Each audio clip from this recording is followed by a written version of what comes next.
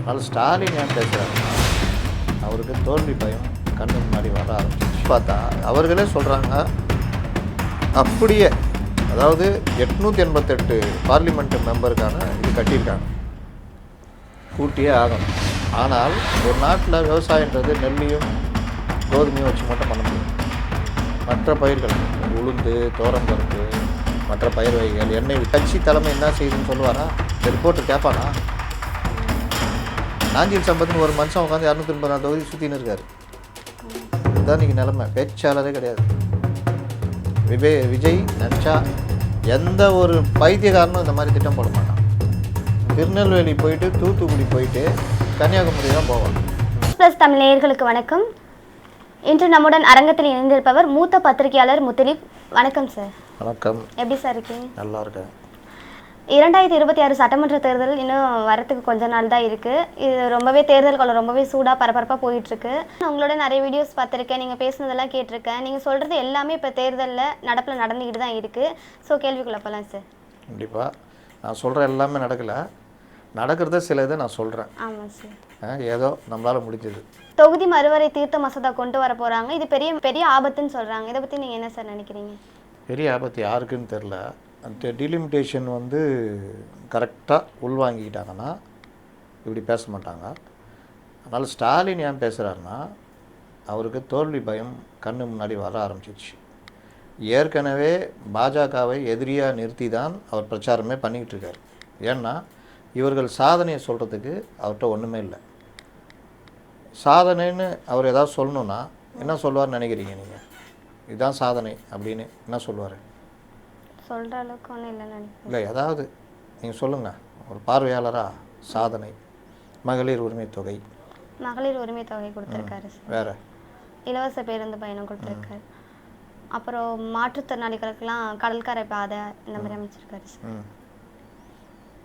இது எல்லாம் சாதனைகள் கிடையாது. இது ஒரு அரசு சாதாரணமாக செய்ய வேண்டிய வேலை. ஆனால் இதை செஞ்சுக்கிட்டு இதை சாதனைகள்னு சொல்லிக்கிட்டு இருக்காரு. சாதனைனா நீண்ட காலம் நிற்கக்கூடிய திட்டங்கள் அது எதுவுமே அவங்கள்ட்ட இல்லை. விடியல் பயணன்றது சும்மா ஒரு மக்களுக்கு நான் பெண்களுக்கு போகலாம் இலவசமாக அப்படின்னு ஒரு இதுக்கான ஒரு குழு போட்டு அதை ஆராய்ஞ்சி அதை திட்டமாக கொண்டு வந்து அது மாநிலத்துக்கு நீண்ட கால பயன் தருது. இல்லை ஒரு இன்ஃப்ராஸ்ட்ரக்சரை உருவாக்குறாங்க.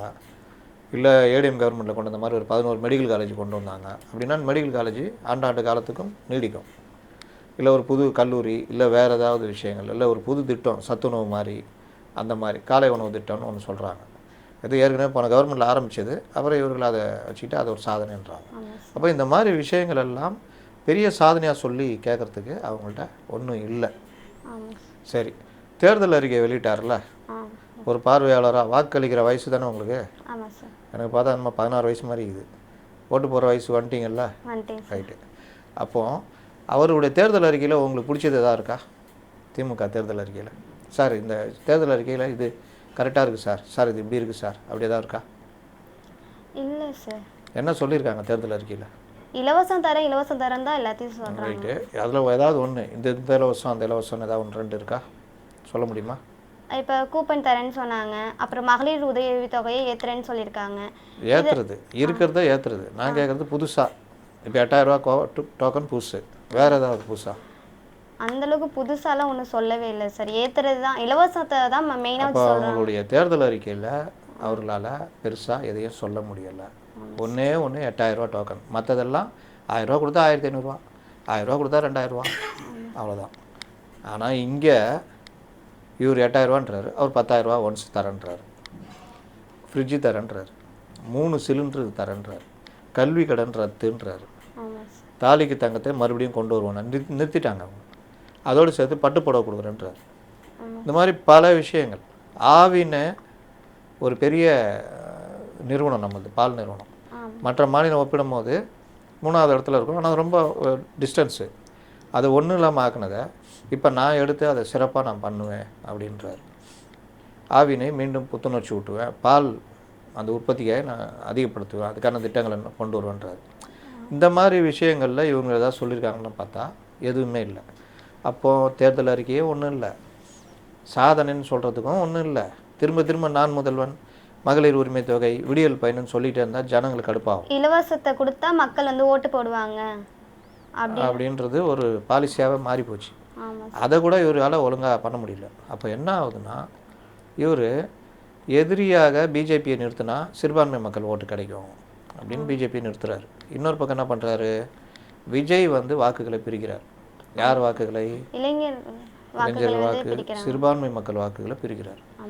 சிறுபான்மை மக்கள் வாக்கு திமுக மட்டுமே விழுந்த வாக்கு. இப்போ அதில் அடி விழுந்தவன என்ன பண்ணுறாரு, பிஜேபியை எதிரியாக காமிச்சு பிஜேபிக்கு நான் தான் எதிரி, விட மாட்டேன், தொட்டுப்பார் சீண்டிப்பார்னா ஓ இவர் பிஜேபி உள்ள விடாமல் பார்த்துக்குவார், பயங்கரமான ஆளுன்ட்டு சிறுபான்மையினர் ஓட்டு போடுவாங்கன்னு பழைய நம்பிக்கையில் நம்புகிறாரு. அந்த நம்பிக்கை உடைஞ்சி ரொம்ப நாள் ஆகுது. ஏன் சொல்கிறேன்னா, சமீபத்தில் கூட காயல்பட்டினத்தில் திமுககாரங்க வர்றாங்க, புர்கா போட்ட இஸ்லாமிய பெண்கள் பாஜக கூட உள்ள ஒருத்தர் நீங்கள் வர வேணாம் வெளியே போக மாட்டேறாங்க. அந்த அளவுக்கு இவர்கள் மேலே நம்பிக்கை குறைஞ்சி போச்சு. அப்போது இந்த மாதிரி விஷயங்கள் எல்லாம் இவர் மறைக்கிறதுக்கு ஏதாவது ஒரு சின்ன இது மாட்டினாலும் அதை பெருசாக காமிக்கிறார். டீலிமிட்டேஷனு உங்களுக்கு அந்த டீலிமிட்டேஷனுக்கான மசோதா மட்டும்தான் நிறைவேற்ற போகிறாங்க. அதுக்கப்புறம் மக்கள் தொகை கணக்கெடுப்பு எடுத்து அதுக்கப்புறம் டீலிமிட்டேஷன் குழு அமைச்சு அது மாநிலங்களில் ஆய்வு பண்ணி இந்த மாதிரி பெரிய ப்ராசஸ் அது. இதில் இன்னொன்று பார்த்தா அவர்களே சொல்கிறாங்க, அப்படியே அதாவது 888 பார்லிமெண்ட் மெம்பருக்கான இது கட்டியிருக்காங்க, கூட்டியே ஆகணும் எம்பிக்கள் எண்ணிக்கை. இப்போ கூட்டுறது மக்கள் தொகை அடிப்படையில் நாங்கள் கூட்டலை, எல்லா மாநிலங்களுக்கும் சமச்சீராக ஒரு 50% அப்படியே டபுள் ஆக்க போகிறோம். இப்போ 543 இருக்குன்னா அது அப்படியே டபுள் ஆக்குறோம். அப்போது 40 எம்பி பாண்டிச்சேரியோடு சேர்த்து தமிழ்நாடுனா 20 எம்பி அதிகம், 60 எம்பி ஆகிடுவாங்க. உத்தரப்பிரதேசம் 85னா ஒரு 42 கூடிச்சுன்னா 100 சில்லரை வந்துடும். பீகார் 42னா ஒரு 21 கூடி 63 ஆகிடும். இப்படி தான் அதே இது கொஞ்சம் அப்படியே ஏற்றுறது தான், வேறு எதுவும் கிடையாது. இதை சொன்னால் தொட்டுப்பார் 60களில் திமுக நாங்கள் அதை பண்ணோம் இதை பண்ணுவோம், இவர் இந்த டோக்கன் கொடுத்துட்டு சொல்கிறாருல அதை வாங்கி இதை வாங்கி 5000 ரூபா கொடுத்துட்டு சொன்னார்ல, 2000 ரூபா எடுத்துகிட்டு போய் இன்ப சுற்றுலா போயிட்டு வாங்க, போயிட்டு வந்து காசை பார்த்து செலவு பண்ணி மிச்சம் முடிங்கன்றாரு. 2000 ரூபா வச்சுட்டு என்ன பண்ண முடியும்? ஒன்றும் பண்ண முடியும். ஒரு சின்ன ஒரு இந்த பக்கத்தில் இந்த செம்மொழி பூங்கா இருக்குது, அதுக்குள்ளே கூட போயிட்டு வர முடியாது. ஆனால் அவர் அந்த ரேஞ்சுக்கு சொன்னார். இந்த மாதிரி கற்பனை உலகத்தில் தான் சிஎம் வாழ்கிறார். ஓகே சார், எல்லா மாநிலத்திலையும் விகிதாச்சாரம் கொண்டு வர போகிறாங்க அப்படின்னு ஒரு லைன் கூட இல்லை, கம்யூனிஸ்ட் எம்பி வெங்கடேஷ் சொல்லியிருக்காரு. இதை பற்றி நீங்கள் என்ன சார்? கம்யூனிஸ்ட் எம்பி வெங்கடேஷ் எப்போவுமே உண்மை தான் பேசுவார், நல்ல விஷயங்கள்லாம் அவர் பேசவே மாட்டார். இப்போ சமீபத்தில் கூட நெல்லுக்கும் கோதுமைக்கும் ஊக்கத்தொகை எல்லா ஸ்டேட்டும் கொடுக்குது. இப்படி கொடுத்து எல்லா விவசாயிகளும் நெல் கோதுமை விளைவிச்சு நம்ம தண்ணீரை வடைஞ்சி அதையும் தாண்டி உபரியாக அந்த அளவுக்கு இருக்குது. ஆனால் ஒரு நாட்டில் விவசாயன்றது நெல்லையும் கோதுமையும் வச்சு மட்டும் பண்ண முடியாது. மற்ற பயிர்கள் உளுந்து, தோரம்பருப்பு, மற்ற பயிர் வகைகள், எண்ணெய் வித்துகள் எல்லாமே விளைஞ்சால் தான் அது ஒரு விவசாய நாடு. ஒரு விவசாயியும் அதே விளைவிக்கணும். அப்போ அதுக்கான இதை கூட்டணும், அவங்களுக்கு ஊக்கம் கொடுக்கணும். நீங்கள் இது கொடுத்து இது ஜாஸ்தி ஆகிடுச்சு. இதனால் ஒவ்வொரு மாநிலம் ஒவ்வொரு விதமாக கொடுக்குறாங்க. ஒருத்தர் 3500 இங்கே 2500, பக்கத்தில் இருக்கிற கேரளாவில் 3000, சத்தீஸ்கரில் 3500. இப்படிலாம் ஏற்றத்தாழ்வு இருக்கும்போது அது ஒரு பிரச்சனையாக மாறுது. ஊக்கத்தொகை கொடுக்கறத நிறுத்துங்கன்னு எல்லா மாநிலத்துக்கும் நிதி அமைச்சர் லெட்டர் எழுதுகிறாங்க. நம்ம பணப்பயிர் இந்த எண்ணெய் வித்துகள் இதெல்லாம் நம்ம பண்ணாதனால பாமாயில் முதற்கொண்டு நம்ம வெளிநாடுலேருந்து இறக்குமதி பண்ண வேண்டிய நிலைமை இருக்குது.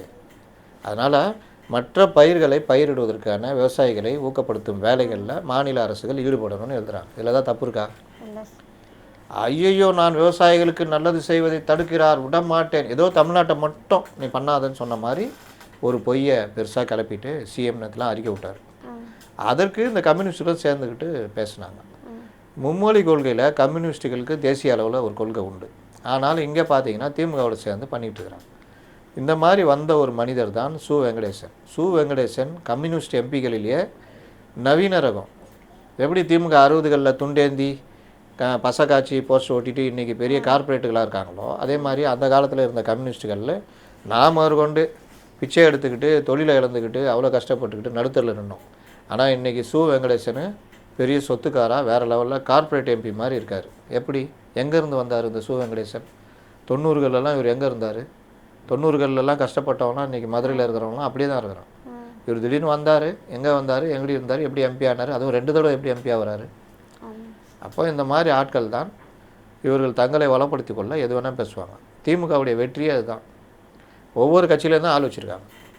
திமுக விங்கு, திமுக விங்குன்னு, திமுக சிபிஐ விங்கு, திமுக மார்க்சிஸ்ட் விங்கு, திமுக விசிகா விங்கு, திமுக காங்கிரஸ் விங்கு, இப்படி வச்சுருக்காங்க. இவங்கள மீறி அந்த கட்சிக்குள்ளே யாரும் ஒன்றும் பண்ண முடியல. சண்முகம்லாம் எகிரி பார்த்தாரு. நேராக எம்ஏ பேபியை கூப்பிட்டு வந்து, என்ன 5 சீட்டு கொடுத்தா வாங்கிக்க மாட்டியோ, அவ்வளோ இதுவா அப்படின்னு மிரட்டி சண்முகத்தை 5 சீட்டு வாங்க வச்சாங்க. இதுதான் இவங்க லட்சணம். இப்படி சொல்லி சொல்லி சொல்லி சொல்லி அழிஞ்சு போய் ஒன்றும் இல்லாமல் இருக்கிறாங்க. கட்சி அழிஞ்சு போச்சு. Okay sir. செங்கோட்டையன் என்ன சொல்லியிருக்காருன்னா, எல்லா கட்சி தலைவர்களை விட ஒரு படி மேலே நாங்கள் 234 தொகுதியில வெற்றி பெறுவோம். நிற்கிறதே 233, இல்லை எங்கே 234 ஜெயிக்கிறது? அவர் மறந்து போச்சு போல. ஒருத்தர் ஓடி போயிட்டாரு. சாத்தியமாகுமா சார்? அதான் நான் கேட்குறேன். எடப்பாடியில் ஓடி போயிட்டார் அவர். எங்கேப்பா வேறு பாருங்க, ஏன்னா இன்ப சுற்றுலா போயிருக்காருங்க கேரளாவுக்கு. அப்புறம் அந்த பொற்கொடி ஆம்ஸ்டாங் நிற்கிற தொகுதியில் கூட வாபஸ் வாங்கிட்டாங்கன்னு கேள்விப்பட்டேன். அப்போ 232. செங்கோட்டை முதல்ல வெளியே வரணும், செய்தியை படிக்கணும், எவ்வளோ பேர் நிற்கிறாங்கன்னு. இவ்வளோ பேசுகிற செங்கோட்டை 234 தொகுதியிலையும் வேட்பாளர்களுக்கு கட்சி தலைமை என்ன செய்யுதுன்னு சொல்லுவாரா? இந்த ரிப்போர்ட்டர் கேட்பானா? நாஞ்சில் சம்பத்னு ஒரு மனுஷன் உட்காந்து 234 தொகுதி சுற்றின்னு இருக்காரு. இதுதான் இன்றைக்கி நிலைமை. பேச்சாளரே கிடையாது. விஜய் நினச்சா எந்த ஒரு பைத்தியக்காரனும் இந்த மாதிரி திட்டம் போட மாட்டான். திருநெல்வேலி போயிட்டு தூத்துக்குடி போயிட்டு கன்னியாகுமரி தான் போவான். திருநெல்வேலி போயிட்டு தூத்துக்குடி போயிட்டு இங்கே கடலூருக்கு வந்துட்டு மறுபடியும் இன்னொரு நாள் கன்னியாகுமரி கிளம்பி எந்த பைத்தியக்காரனும் திட்டம் போட மாட்டான். இப்போ இங்கே வந்திருக்காராம், எங்கே சென்னைக்கு வந்திருக்காரு. சென்னை முடிச்சுட்டு எங்கே போவார்னு தெரியாது. திடீர்னு பார்த்தா கொங்கு போவார். இந்த புதுக்கோட்டை அதெல்லாம் முடிச்சுட்டு இப்படி வரணும்னா அது வரமாட்டான். அப்போ ஒரு ரூட்டு போடுற ஆளுன்னா செங்கோட்டையை சொன்னால் போட்டு கொடுத்துருப்பாரு. இன்னொன்று, எந்த பைத்தியக்காரனும் பேசுகிறத தான் விட்டுட்டு ரோட் ஷோ இந்த மாதிரி இறங்கவே மாட்டான். ஆரம்பத்துலேருந்து நாங்களாம் சொல்கிறோம், ஒரு ஹெலிகாப்டர் ஜெயலலிதா பாணியில் பண்ணுங்க. நாள் கம்மியாக இருக்குது. இவ்வளோ நாள் என்னென்னவோ பைத்தியக்காரத்தனம் பண்ணிங்க, விடுங்க, போனது போட்டோம். 25-30 நாள் இருக்குது. ஒரு ஹெலிகாப்டர் எடுங்க. 36 தொகுதி, சென்னை 3 அப்படி இப்படி பேசிட்டீங்க.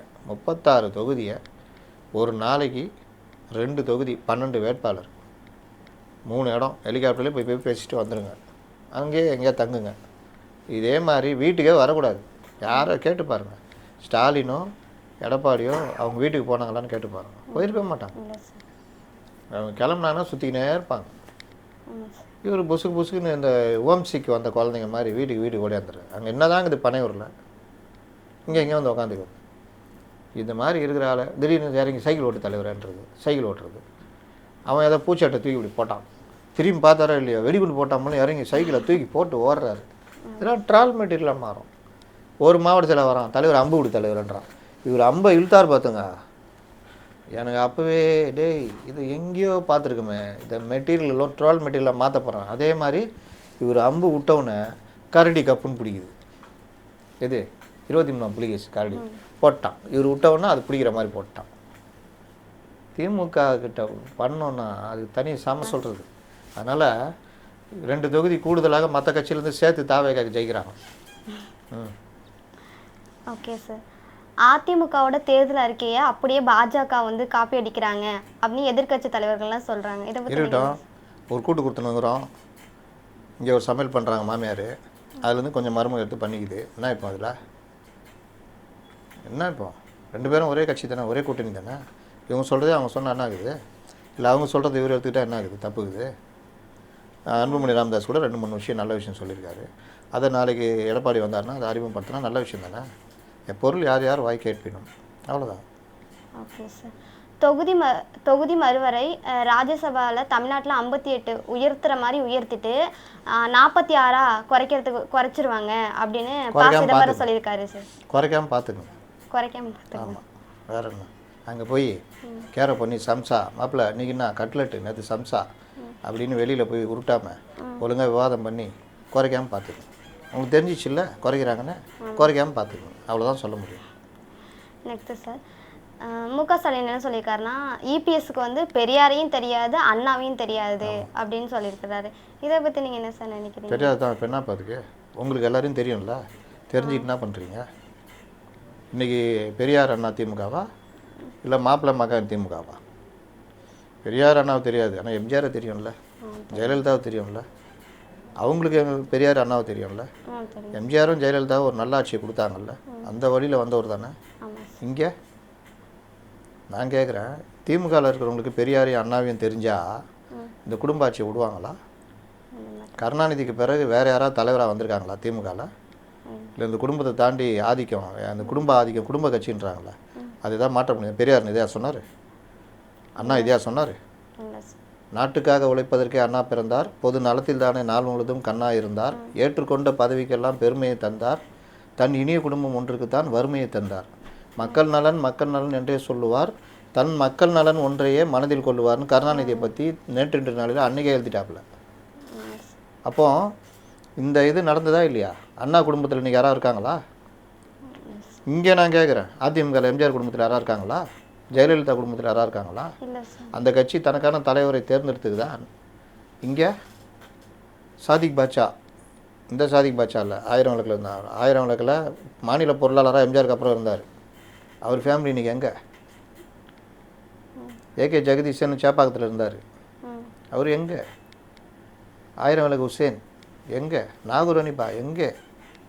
இஸ்லாமியர்கள் என்ன பண்ணியிருக்கீங்க? இந்த மக்கள் எவ்வளோ பேர் உழைச்சவங்களாம் இருந்தாங்க, எவ்வளோ தலைவர்கள், அவங்களுடைய ஆளுங்களாம் எங்கே? இன்றைக்கி யாரும் இல்லை. இந்த புதுசாக வந்தாங்க அண்ணா நகர் கார்த்திகம் மோகனம் யார்? திமுகவும் இவங்களுக்கு என்ன சம்பந்தம்? சிபி சிட்டர்ஸும் திமுக என்ன சம்பந்தம்? கட்சியில் இருக்கிறதுனாலே இவங்களாம் தான். சிபி சிட்டர்ஸுக்கு பெரியாரையும் அண்ணாவையும் தெரியுமா? இன்றைக்கி இருக்கிற திமுக அமைச்சர்கள் பாதி பேர் அதிமுகலேருந்து இறக்குமதி செய்யப்பட்டவர்கள். அவங்களுக்கும் திமுக ஏதாவது சம்மந்தம் இருக்கா? உண்மையான திமுக தொண்டை ஏதாவது பொறுப்புக்கு வர முடியுதா? குடும்பத்துலேருந்து வர்றவங்க ஒரு பார்ட்டு, அடுத்து அதிமுகலேருந்து வர்ற அமைச்சர்கள், முன்னாள் அமைச்சர்கள், இவங்களுக்கெல்லாம் அமைச்சராகிட்டீங்க. மூணாவது பெரும் பணக்காரர்கள், அமைச்சர்கள் வீட்டு பிள்ளைகள். நாலாவது மாவட்ட செயலாளர்கள் பெரும் பணக்காரர்கள். மதியழகன் ஒருத்தர் கிருஷ்ணகிரியில் இருக்கார், அவருக்கும் திமுக என்ன சம்மந்தம்? அவர் ரஜினி மண்டலத்துலேருந்து வந்தவர், பெரும் பணக்காரர். இன்றைக்கி அவர் தான் திமுக. அங்கே காலமெல்லாம் உழைச்ச வகாப்பு செங்குட்டுவன்லாம் இன்றைக்கி ரோட்டில். அந்த வகாப்புன்றவர் ஒருத்தர் போய் திமுக அதிமுக போயிட்டார். இதுதான் எல்லா மாவட்டத்திலும் நடக்குது. ரெண்டாவது மொழி மொழி மொழி தமிழ்னு பேசுகிறீங்களா? தமிழை பிரதிநிதித்துவப்படுத்துகிற எத்தனை பேர் உங்கள் இதில் இருக்காங்க பெரிய பொறுப்பில்? அது சொல்ல முடியுமா இவரால்? அதனால் இந்த பெரியார் அண்ணா அந்த உருட்டெல்லாம் ஜனங்களுக்கே வெறுத்து போச்சு. பெரியாருடைய பிம்பத்தையே உடைக்கிற அளவுக்கு இவர்கள் நடந்துட்டாங்க. இன்றைக்கி உட்காந்துட்டு விஜய் அப்படி பண்ணுறாரு, விஜய் கட்சியில் வந்து பெண்கள் இப்படி பேசுகிறாங்க, அப்படி இப்படின்லாம், அப்படி ஐயோயோ ஐயோயோ இப்படி சொல்லிட்டாங்க அப்படின்லாம் சொல்கிறீங்களா? பெரியாரிஸ்டுகள்னு சொல்லிக்கிற திராவிடர் கழகத்தினர் அவங்க சில குரூப்லாம் வச்சுருக்காங்கள, அவர்கள் திருமணத்தை மீறிய உறவு பற்றி அவருடைய பார்வை என்ன? இதை பற்றிலாம் பேசுவாங்களா இவங்க? அதனால் என்ன சொல்லுவாங்க, சாக்கடையை திறக்கூடாது, மூடியே வச்சுக்கோங்க, அவ்வளோ சாக்கடை இருக்குது. தேர்தல் நெருங்க இன்னும் 5 நாள் தான் இருக்குது. இதில் அகில இந்திய தலைவர்கள் வந்து எல்லா கட்சியிலையும் வந்து பிரச்சாரம் பண்ணிட்டு போகிறாங்க. ஆனால் திமுகவுக்கு சார்பாக காங்கிரஸ் மூத்த தலைவர்கள் இன்னும் வரல. அதை பற்றி நீங்கள் என்ன சார் நினைக்கிறீங்க? காங்கிரஸ் மூத்த தலைவர் வரல, கம்யூனிஸ்ட் மூத்த தலைவர் வரல, விடுதலை சிறுத்தைகளை திரும்ப அவமானப்படுத்தப்படுகிறார். பிரேமலதா தங்கட்சியை தவிர வேறு யாருக்கும் பிரச்சாரம் பண்ண மாட்டேன்றார். இதுதான் நடக்குது. ஆனால் கேளுங்க, எங்கள் கூட்டணி வலுவான கூட்டணி. மம்தா பானர்ஜி கூட்டம் வந்து பிரச்சாரம் பண்ண வைக்க வேண்டியது தானே? இந்தியா கூட்டணிலேருந்து யாராவது வந்தாங்களா இங்கே? யாரும் கிடையாது. அதனால் இவர்கள் வந்து நெல்லிக்காய் மூட்டை மாதிரி அப்படி முடிச்சு அவுத்து விட்டுனா செதறி ஓடிடும், அப்படியே இழுத்து பிடிச்சி வச்சுன்னுக்கிறாங்க.